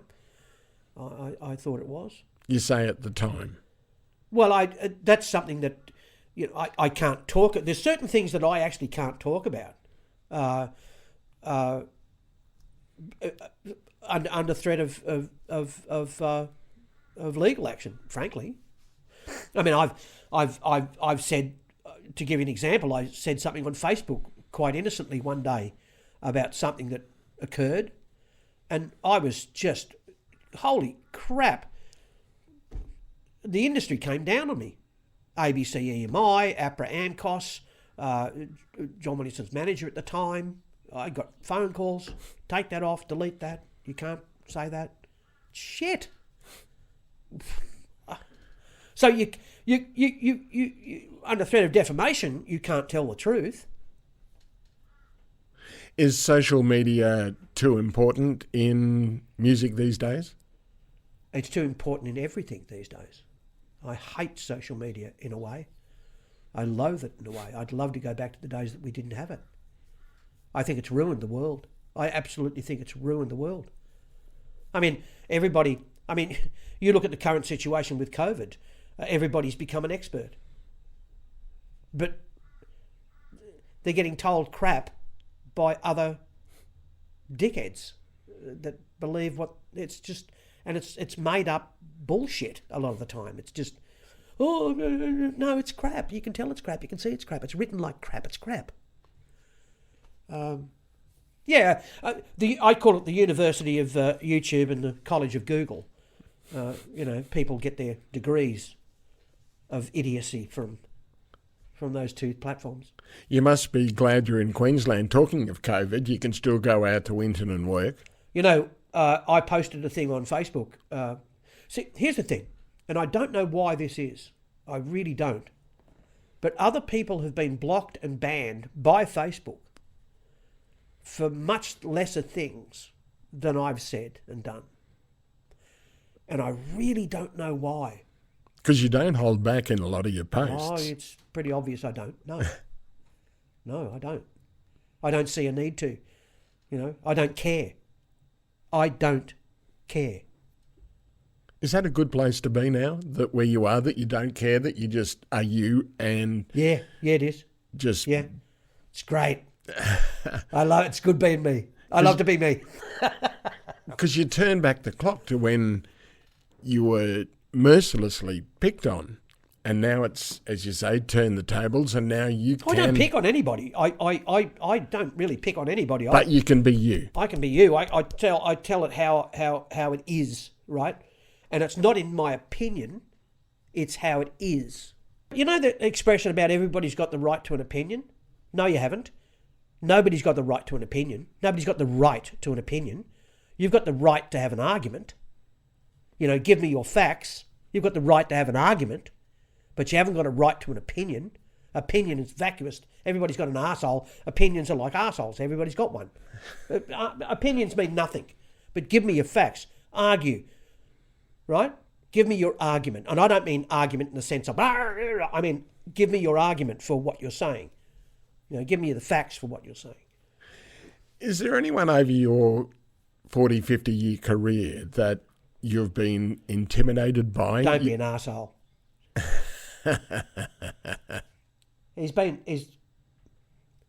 Look, there's, absolutely. Absolutely there has. There are bullies in the industry. Not so much. No, there are bullies in the industry. That's simple. That's a simple fact. There are bullies in the industry, and they'll use it against you at every opportunity. They will try and use it against you. Yeah. To give you an example of one that I can actually mention, when I was doing the cruise ships, and I don't do them anymore simply because things got harder for me through this process. And let me tell you the process. I'd be on stage being a comedy instrumentalist that they'd hire me to do, right? So out of an audience of 700 people, one person will complain, and I will be brought up to the cruise director and have to write out an apology to this one person.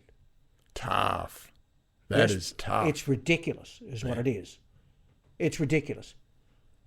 And one example that really got up my goat, and my days on the cruise ships were numbered because of this. It's a great job if you can get it on the cruise ships. Great job, because you get paid, a couple of $1,000 for being on a cruise ship for 8 days, and you only work one night. You only work one night. The rest of the time, you're on a fucking cruise ship. Right? You're on a fucking cruise ship. You're having a great time with all the other passengers. And you're the only person on the ship that's paid by the ship that can actually do that. The only person. You have access to both highway, the ship's highway in the middle. Down, you can go to the cruise bar after 11 with 1956 prices, and everybody smokes cigarettes. You can do that, right?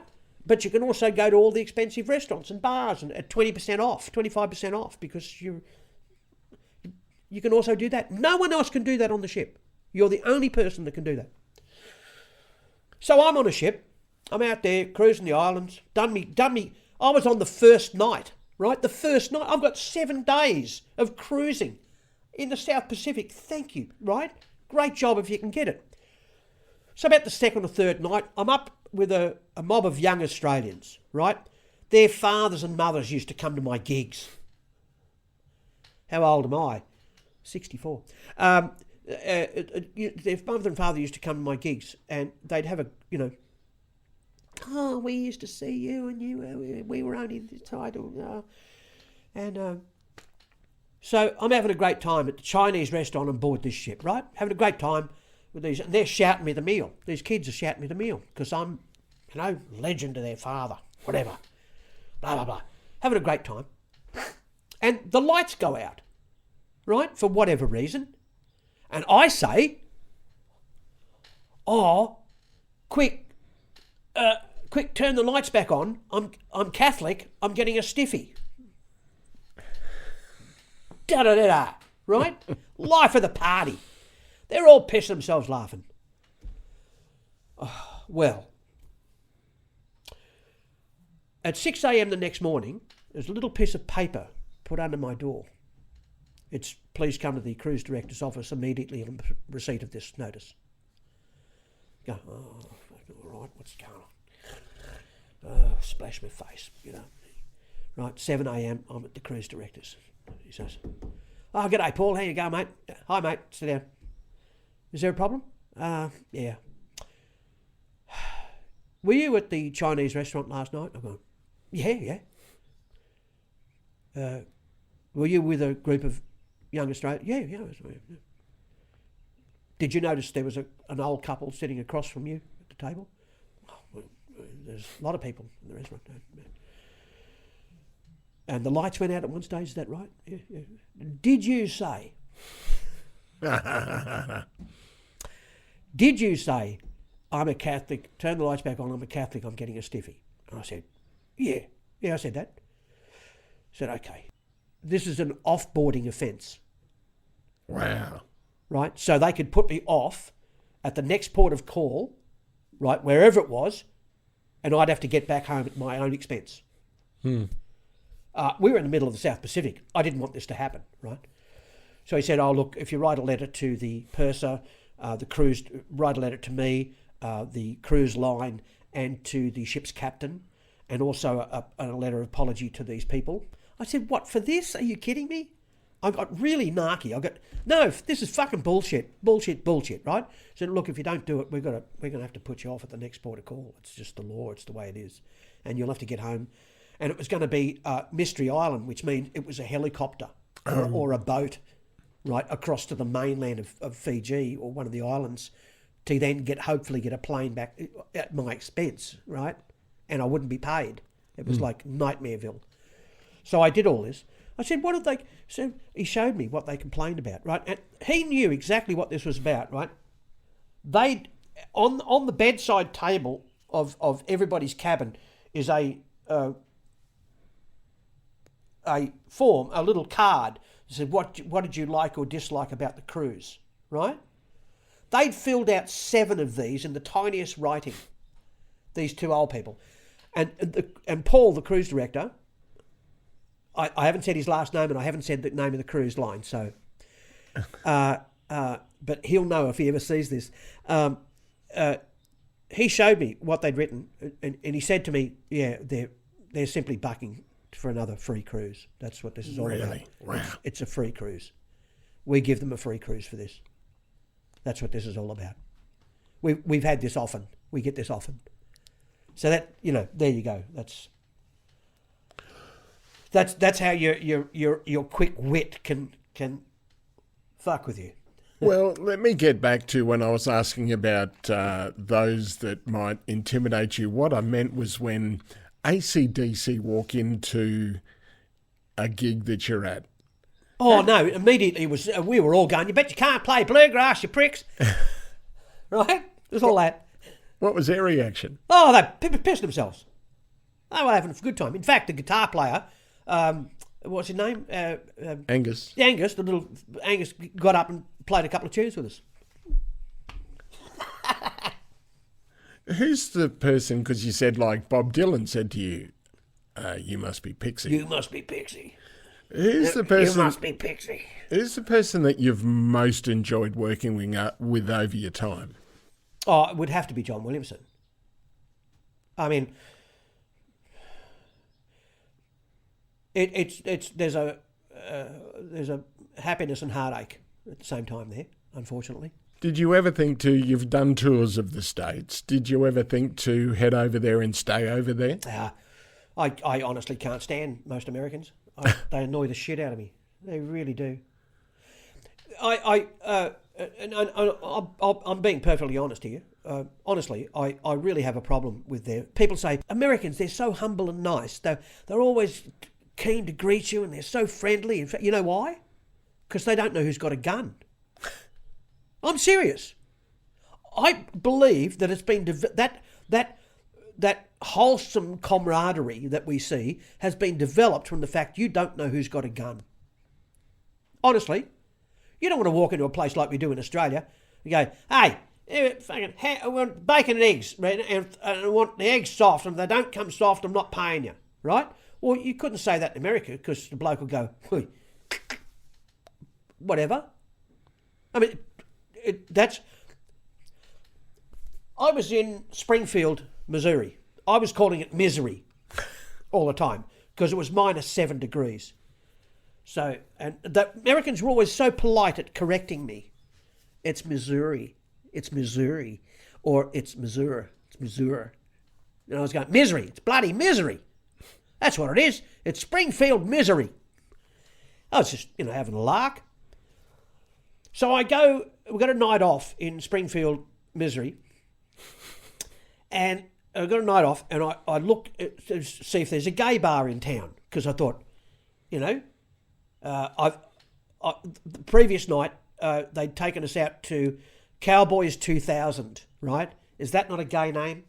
Cowboys 2000 is 3 football-size arenas, right? 3 football-size arenas in a enclosed shed.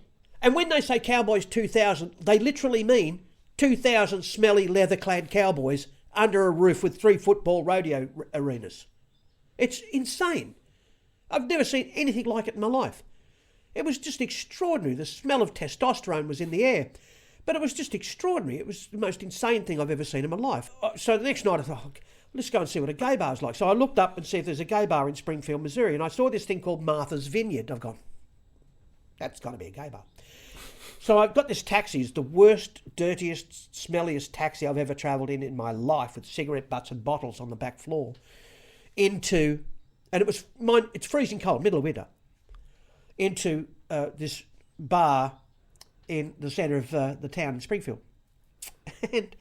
And yeah, it's a gay bar, except it happens to be a black fella gay bar. Oops. So they're all African Americans in there, right? So and they're all huge, just enormous. So I'm the only little white fella walks in through the door. Hi. So I didn't know what to do. So I walked up the bar. I said, "Scotch and dry, thanks." And there's 2 big. You're not from around here, are you? I didn't know whether he wanted to hit me or fuck me. I'm not sure. Anyway, fact is, about 5 minutes later, there's a group of them. We're having a great time. It's fantastic. It's fun. It's great. I heard the best version of Rainbow Connection by Kermit from this guy who could sing like an absolute dream. unbelievable. It was like Rainbow Connection. It was just extraordinary, this guy. Anyway, so it was about... What I didn't know about American bars, all American bars, is that they shut at 1 a.m. in the morning, and that's it. There's nothing else open. It's shut at 1 a.m. Well, by 1 a.m. there was a blizzard outside, right? And we're all pissed. Everybody's pissed. We're all getting pushed out of this bar, and there's all these blackfellas getting in their cars, and there's cars going sideways down the street and bashing into other cars, and everybody's laughing and just carrying on like a bunch of buffers. Anyway, it was just fabulous, and it was the funniest thing I'd ever seen. I'm just in fits of laughter watching this thing. I've never ever seen anything like this. Just seriously, cars just bumping and crashing into each other, and about half an hour goes by, and it's... And then the street lights go out. So I'm in the middle of Springfield, Missouri, not knowing where the hell I am, half pissed, thank God, right? Because at least I was warm, not caring so much about the blizzard. And I remember there was this, this is America for you. So there was no taxis, no phone, but there's nothing. It's completely, everybody's gone. And the bars... I've turned around, the light in the bar's gone blink out. That's it. Everything's dark. So I get my phone out, put the torch on, and I remember that there was a highway. I'd come in off a highway, which is probably a couple of kilometres away, somewhere in that direction, right? So I started going towards it, and eventually I saw the lights of the highway. So I kept going through the streets of this blizzard, literally a bloody blizzard. Got up to the highway, and there was a truck stop that was up here, right? So it's about, I think it's about 1:45 by that time, 45 minutes through this. I'm starting to really seize up, getting really cold. The alcohol's wearing off. 45 minutes. And so I got up, it was about 1:45, and as I get closer to the thing, the sign on the petrol station goes... And there's a light in where the office is, right? And there's a bloke obviously doing the till for the night. So I walk up to the thing, knowing I haven't got a clue. I don't know. There's no phone box. There's no nothing. So I rap on the window, right? And he turns around and looks at me and goes back to counting. I go, oh... He reaches under the thing, pulls out a shotgun and lays it on the counter. Wow. Without even looking at me. Right? So I go, oh Christ, what am I going to do, right? So I pull out a $100 bill and I go... He grabs a shotgun and turns around, and I lick the $100 bill and I slap it on the window. That shotgun went down and those doors opened that fucking quick. It was incredible. He drove me home. Wow. That's America for you. But what about the music? Like Keith Urban's made it big over there. As you said, you worked Well, he played the with him. game. Sure. He made the mistake of coming over here and saying, I'd like to thank Jesus Christ, when he stood on stage getting the gold guitar for the instrumental award that I should have got in 2000. But we won't go into that. I played on the friggin' instrumental that he won for. I played the fiddle on the instrumental that he won. Has he played the game well? Oh, he's played it incredibly well, hasn't he? $600 million boy. Come on. And he's married to another $600 million. So, I mean, there's a dynasty. They've created a dynasty, those two. Yeah. I think they're very much in love. Do you wish you'd played the game better? No, I can't. I can't play that game. I can't be that fake. I don't... No. Yeah. But no. But yeah, I don't know what to say about that. I can't play. I'm just who I am, and take it or leave it.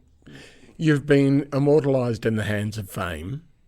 Is there any else? And the Wax Museum. And the Wax Museum. And the Noses of Fame, which are pulled up by two lesbians who bought the Joe Maguire's hotel and didn't know what it was, and they threw it out to the tip. We all went up there, resurrected it, brought it back down and put it down and said, don't you move that again. Anyway, go on. So.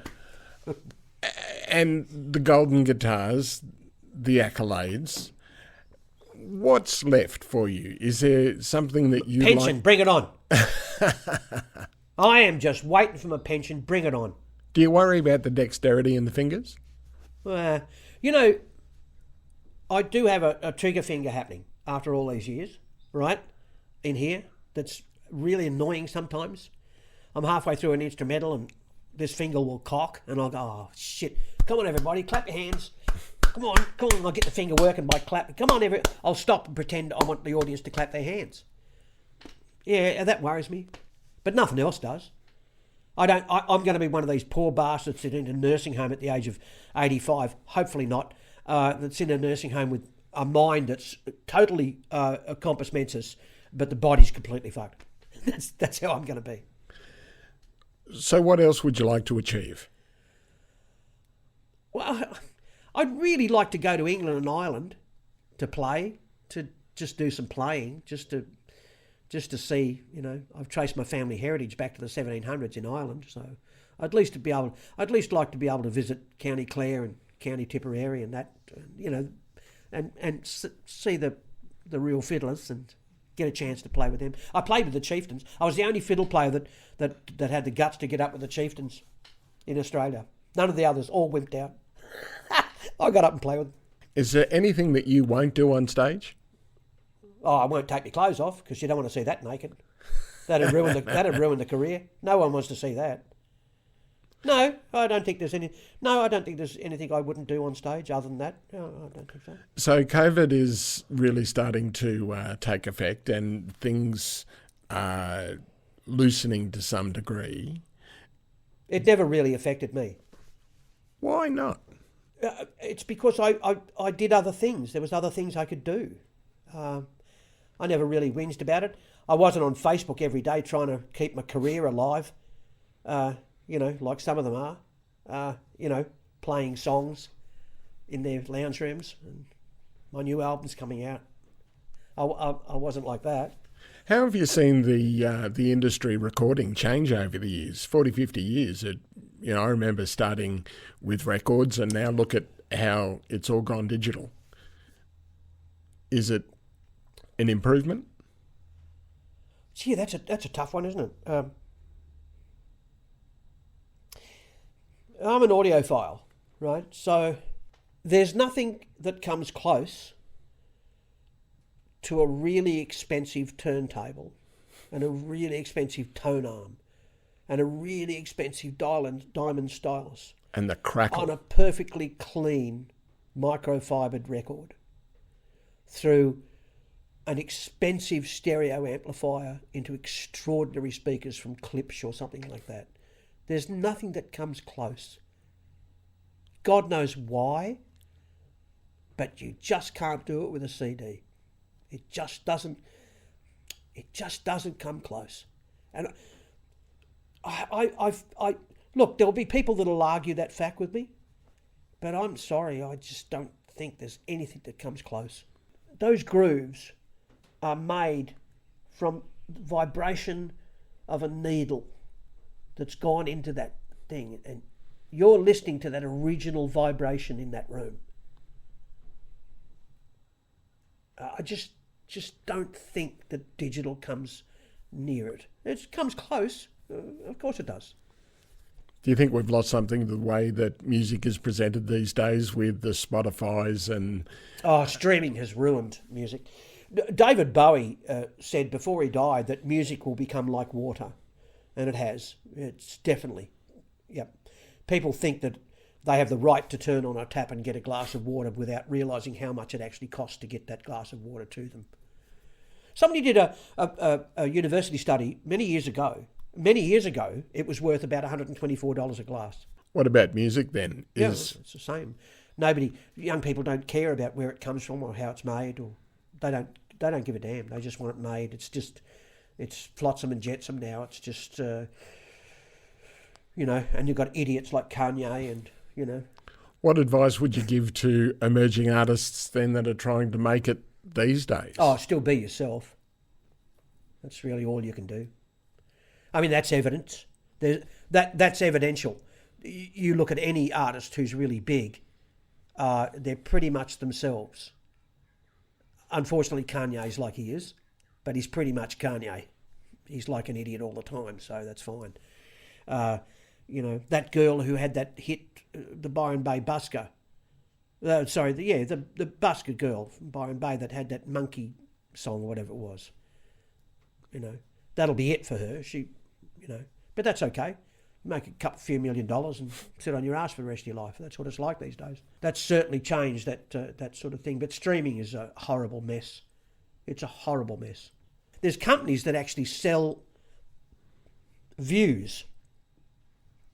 You can apply to a company, right? And you can spend a certain amount of money with them, and they'll give you a certain amount of actual streams. They'll give their fans to you for a certain amount of money. What is that? What is that? What is that? That's not music. It's hollow, building a perception. It's all perception. It's nothing else. Well, you've spent a 40, 50-year career of being yourself, and let's hope it just continues. Bring on the pension, mate. Bring it on. Hurry up. Haven't got all... Come on. Only got a few years left. Bring the pension on. 64. By the time I get to 67, right, which is my pension age, I reckon they'll put it up another 2 years. Pricks. Pixie Jenkins, it's been an absolute pleasure, and thanks for joining us over the bonnet. Mark Piepers, Merry Mark Media Television Productions. Thank you, Mark Piepers. Really appreciate it. You've allowed me to talk about myself for the last couple of hours. Fantastic. What more could I ask for?